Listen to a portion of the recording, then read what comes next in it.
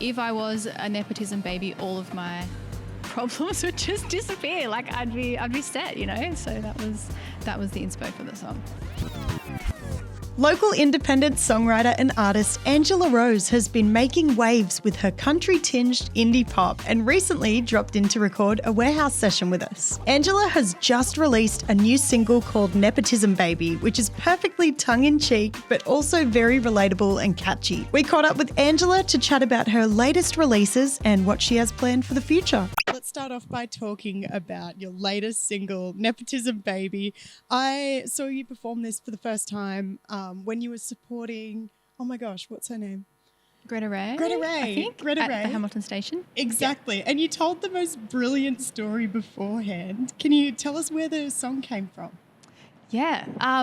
So I guess when I was writing the song, I was in this kind of moment of frustration with how much money it costs to be an artist. And just to live life in general. If you're not a privileged human being, then it can be really tough. So I wrote this song, or financially privileged human being. I wrote this song, kind of about that struggle, and kind of if I was a nepotism baby, all of my problems would just disappear. Like I'd be set, you know. So that was the inspo for the song. Was there something that triggered you having that feeling, or? Yeah, I guess. Probably after releasing a few songs, the bank account was dry. But, you know, I wouldn't want to be doing anything else with my money, really, because it's what I love to do. But, yeah, I was just kind of a bit down and out about that. Writing for me is a very healing thing, and I'll often write in those times, you know, to kind of help me through it. So, yeah. Yeah, well, speaking of healing, Say So is like, you know, it cuts deep. Are you able to let us in behind the scenes of where that song came from? Yeah, of course. So I co-wrote that song with two incredible writers and producers as well, Ryan Miller and Pete Covington. And Ryan went on to produce the track. But yeah, I guess in the writing session, I was actually really inspired by a friend's story. After a few conversations we'd had, that is really where the inspiration of the lyrics came from, entangled in with some of my own personal journey. Through, I guess, love and the loss of love and what that can look like and feel like. And so that's kind of where the lyrics for the song began. And I haven't actually told this friend that this song is about their, I guess, but maybe they can figure it out. But I think that's the funny thing about being a writer. Like you get so much inspiration from so many different places. And I don't know, I like to kind of take parts of my own story, but also, from other places as well.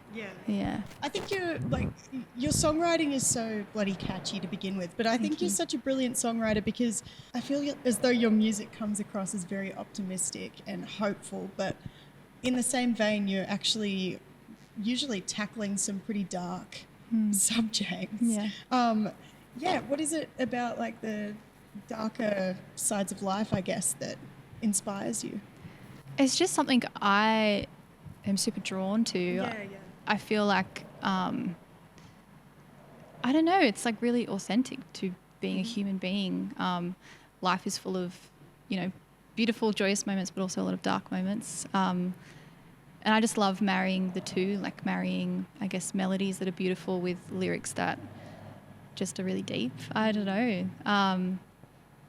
I just am personally drawn to those type of songs myself, and writers who go to that place. And I think, it's just something I love to do. Yeah, beautiful. Who have you been listening to lately? Oh, good question. Can I look on my Spotify? Because I'm blank. I don't know. I can't tell. So I guess actually I've been listening to a lot of like the Eagles recently. No I way. love the Eagles. Yeah. I love a lot of music from like the 70s, that era. Yeah. I haven't listened to them lately, but I remember going through a real phase. I feel like everyone has to have a deep dive on the Eagles, you know. Honestly, it is just so good. Yeah. And like I love harmonizing. And And I think that's listening to the Eagles and like singing along to their songs is kind of how I learnt to harmonise, which is super random. But yeah, I just love. Were your parents into it, or Not did you just really. find them? Yeah, I've always loved like Fleetwood Mac, of course, and that's very inspired by family listening to those songs together. But I guess not really. Yeah. It's just a random obsession of mine. I've been listening to. I always listen to Holly Humberston. I really love her stuff. Yeah, right. She's a UK artist, and she, I guess, as a writer, is kind of a bit more dark, and in like a moody pop sort of world, which I really love, and is kind of where I want my music to maybe end up one day. See if it goes that way, but you should listen to some of her stuff because it's really cool. Yeah. What was her name again? Holly Humberston. Okay, cool. Do you listen to much Lana Del Rey at all? Oh yeah, I do. Yeah. Okay, cool. Oh, literally last week I listened to Ultraviolence. Yes. But specifically West Coast. Oh my goodness. Like I would listen to that like 3 times a day. Yeah. Like just in the car, I'm just like, man. Speaking of so healing, good. like it's a guilty pleasure, but at the so same good. time so free. Yeah. You know? Yeah. Yeah, her music's so incredible. But Love I Lana. felt like Say So was very much a bit of a Lana moment. Just Oh, thank you. That's such like a compliment. Thank you. no worries. It kind of reminded me of Ride a little bit, or just the feeling of Ride. You know, That's cool. banger. Banger. Banger, both of them. What's the response been like so far from your fans for these latest singles? Yeah, it's been really, really positive, which I'm always so grateful whenever anyone just reaches out and messages me and tells me that they like the song, or, you know, I just on social media and commenting on things, like it really does mean a lot to me. And to think that people listen to my songs in their cars and, you know, sing along at shows is so weird, but also like the coolest things. I never thought like that would happen. I don't know. I just make music because I like it, but then to know that other people like it as well is just, I'm super grateful for it. Yeah. It's very cool. Beautiful. Yeah. What's coming up for you? What are the plans for the next little while? Yeah, I guess kind of finishing up a song at the moment that I wrote with Robbie Desar, who is a Sydney-based producer and writer, and Pete Covington. He's producing that song, which is really cool.